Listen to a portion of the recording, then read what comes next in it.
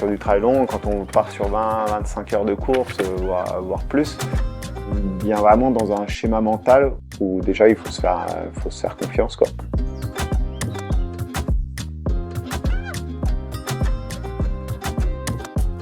Se connaître, s'engager et puis aller soit au bout de ce qu'on veut, soit au bout de ce qu'on peut, quoi. On est toujours un petit peu en dents de scie comme ça, avec des moments où on va pas bien et des moments où on va très bien.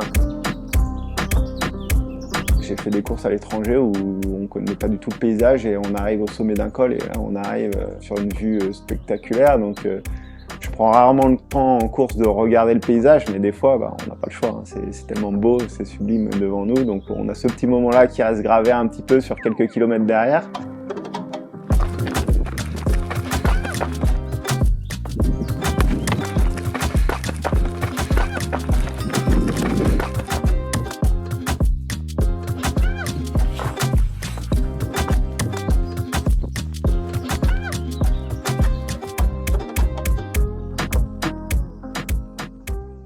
J'ai commencé tout petit le ski dès que j'ai su marcher, à 2 ans, quelque chose comme ça.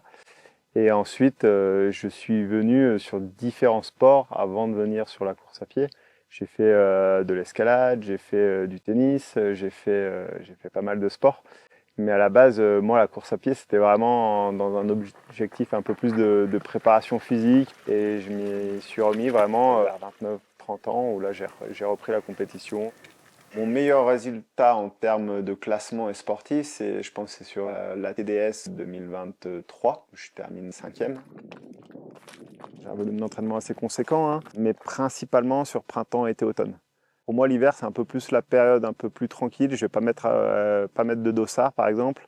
Par contre, dès que je sors de la saison d'hiver, je vais reprendre progressivement sur des volumes d'entraînement qui vont être après petit à petit de plus en plus conséquents pour arriver à début d'été sur des gros volumes d'entraînement, quoi. Des 20 heures d'entraînement semaine, voire des fois plus.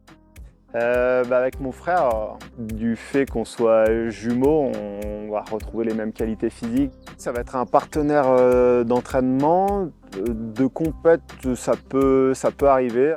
Il y en a certaines qu'on a fini ensemble parce que dans les faits de course, on s'est retrouvés ensemble. Donc quand on fait un bout de chemin ensemble, après on se dit bon on va quand même terminer ensemble. Ça fait toujours plaisir aussi à la maman, au papa et même c'est toujours sympa de courir avec son frère. Oui, bonjour. Oui, salut Polo. Ça va? Ça va et toi? J'ai commencé le coaching parce que depuis tout petit, en fait, j'ai toujours été très orienté vers le sport. Entre la première et la dernière série, il n'y a pas trop de différence.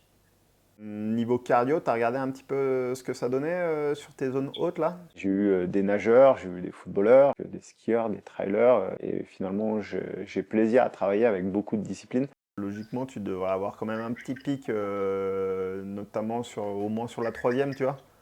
À la fin où ça doit claquer un peu fort, tu vois. Je leur fais des programmes que je leur envoie, donc souvent c'est sur des blocs de 3 semaines, 1 mois. Et donc tous les mois je leur envoie et puis après on a des échanges réguliers, soit par téléphone, soit par mail ou message. Non, je la ferai avec toi s'il faut. Tu sais bien, je suis toujours partant pour ce genre de choses.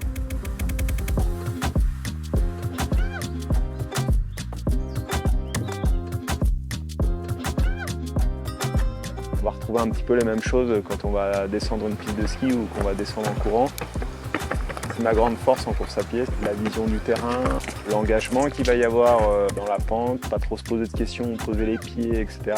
Se faire confiance, beaucoup de ressenti, et que finalement une descente à ski ou une descente à pied, on va retrouver les mêmes choses.